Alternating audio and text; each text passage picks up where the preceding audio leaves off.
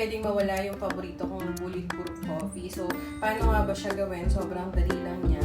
So, guys, ang kailangan lang natin is yung black coffee. So, make sure nyo guys na black coffee siya. So, pwede kayong mamili maraming klase ng black coffee. So, yung akin yung Nescafe Gold. And then, kung gaano siya kadami, depende sa gusto nyo.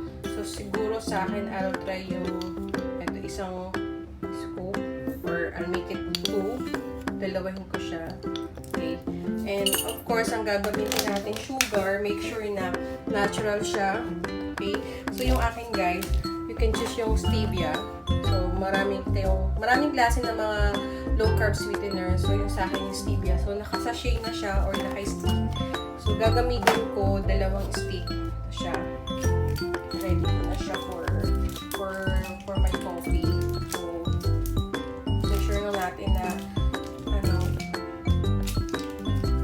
natural yung ating sweetener na gagamitin.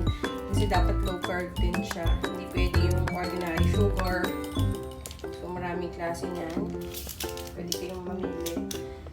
And, ayan. And, of course, guys, ito optional lang. Pwede kayong gumamit ng unsweetener or yung tinatawag natin butter. So, kasi maganda rin naman sa katawan yung butter. So, ito siya. So, this is optional. Kasi gusto ko siyang lagyan. So, yan. Pwede natin siyang konti lang.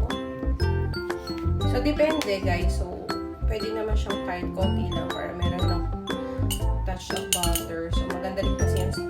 So, healthy din naman kasi siya.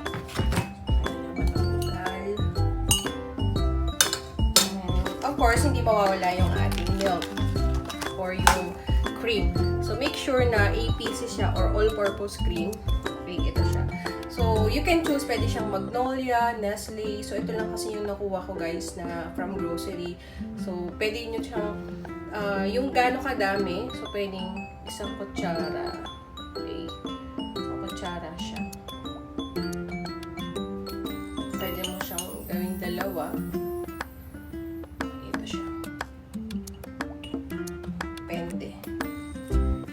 Course, hindi mawawala ang ating hot water para makumpleto na natin yung ating Bulletproof coffee.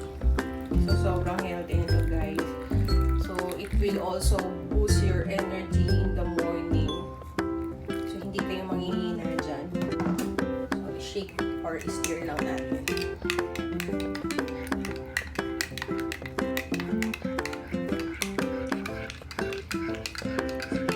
Guys. So, ganun lang kasimple gumawa ng